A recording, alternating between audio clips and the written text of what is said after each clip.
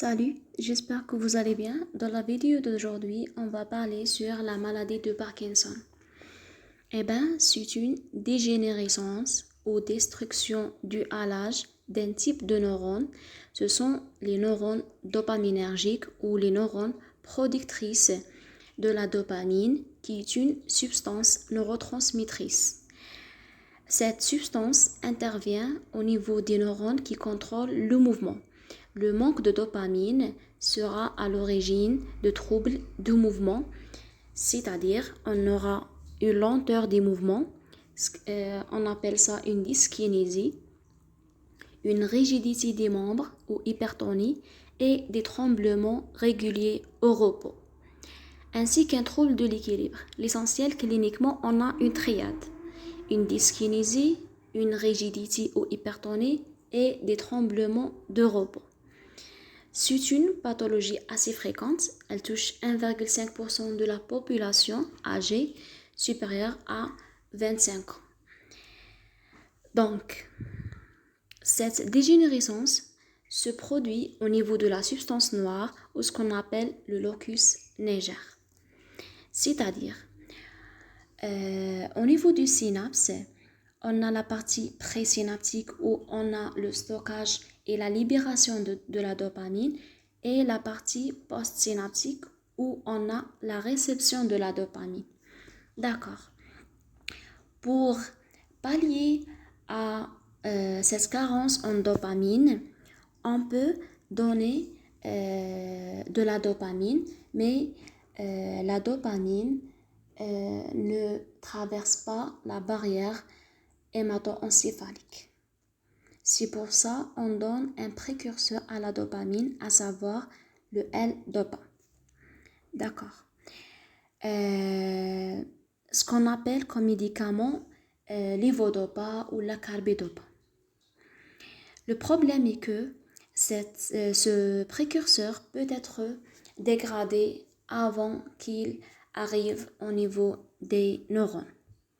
C'est pour ça qu'il faut agir contre cette dégradation, c'est-à-dire on peut agir au niveau des enzymes synaptiques qui dégradent la dopamine, à savoir les MAO-B et les CANT, par des inhibiteurs MAO-B et ICANT. D'accord. On peut agir au niveau donc du synapse, au niveau présynaptique en donnant un précurseur, au niveau des synapses en donnant un inhibiteur de la dégradation de la dopamine, et au niveau postsynaptique en donnant des agonistes dopaminergiques. D'accord? C'est-à-dire le schéma thérapeutique, qu'est-ce qu'on a? إذا كانوا عندنا les signes cliniques, si ça ne dérange pas la vie quotidienne du patient, on fait une abstention thérapeutique. Si c'est gênant, donc on commence par le traitement, à savoir. Donc on a dit la levodopa, mais elle est donnée après l'âge de 65 ans. Donc c'est le traitement le plus efficace, mais il a tendance à ne pas avoir la même efficacité avec le temps. C'est pour ça qu'on le donne en dernière intention. D'accord. Pour les inhibiteurs de la MAO-B, on le donne chez les sujets jeunes, moins de 65 ans, avec une gêne modérée. Si l'efficacité de ce médicament n'est pas suffisante, on associe un agoniste dopaminergique. Toujours chez le sujet jeune, moins de 65 ans, en cas d'intolérance à la levodopa. Donc, après 65 ans, on a deux choix, soit les MAO-B, soit les agonistes dopaminergiques. Après 65 ans, on a tendance à donner directement la levodopa en première intention. D'accord? On a des autres alternatives thérapeutiques, à savoir les anticholinergiques ou la montadine. Deux substances, mais chez la même. D'accord. لازم نعرفوا كي تكون عندنا une diminution de la dopamine تكون عندنا une augmentation de l'acétylcholine. C'est-à-dire si diminue l'acétylcholine la dopa تطلع. D'accord? لبيها نمدو des anticholinergiques. Ou la montadine c'est un antigrippal. صح. هادو on les donne pour les formes à tremblement prédominant. D'accord? غادي نزيدو نبريسيزيو على هاد لي médicaments. Donc qu'est-ce qu'on a dit? On a dit soit on donne un précurseur de la dopamine, à savoir carbidopa ou la L-dopa. Sinon on donne des IMAO-B, célégérine par exemple, soit des Icantes, entacapone par exemple, soit des agonistes dopaminergiques, ropinirol ou la kipnirol par exemple. Qu'est-ce qu'on a aussi? Soit on donne des anticholinergiques. بالك نلقاهم مادينهم هنا. Oui. Attendez. Voilà. هذا 3-4 dihydroxyphényl. D'accord? Soit là. Wait a minute, you can wait. لا لا لا لا لا لا لا يا حليش. يسموه تريكسيفينيديل. غيشبه له. اوكي. سوا نمدو لا مونتادين. داكور. دونك غادي نهضروا على هاد لي ميديكامون، غادي نوريه لكم في لي فوتو.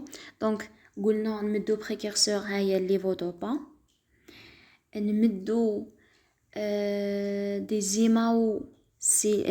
زيماو بي سيليجين، دي زيكونت entacapone, soit des agonistes. Les agonistes عندنا deux types. D'accord. عندنا les dérivés ergo, à savoir bromocriptine, ou عندنا les non ergotés, à savoir kipnirol. D'accord. Sinon هذا هو اللي قلت لكم anticholinergique artan ولا triexiphényl. D'accord. Sinon عندنا la montadine. La montadine c'est un antigrippal à action antiparkinsonienne. D'accord.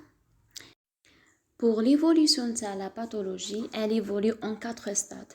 Le premier, il connaît des mouvements lents, une rigidité, des tremblements. C'est-à-dire, هذا هو اللي جاك sans traitement. ها واش كان عنده كي تمد له traitement. Donc, sera une bonne amélioration ou une régression temporaire des symptômes. Et ce stade, il dit lune de miel. D'accord. C'est comme si ما كانش كاع مريض. Après le troisième stade, تعاود تبان la maladie, fluctuation motrice avec des symptômes intermittents dans la journée et des mouvements involontaires.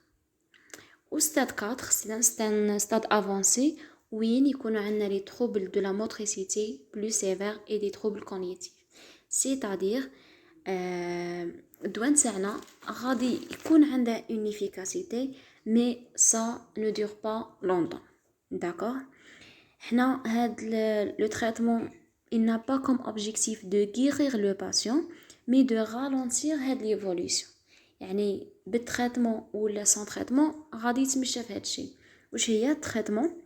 غادي يعطيك une régression temporaire وغادي ralentir l'évolution vers stade 4. OK. J'espère عجبتكم la vidéo. نتلاقاو في d'autres vidéos. Bye. N'oubliez pas de s'abonner à la chaîne et de laisser vos j'aime et vos commentaires si vous trouvez que j'ai fait une faute ou autre. Merci, bye.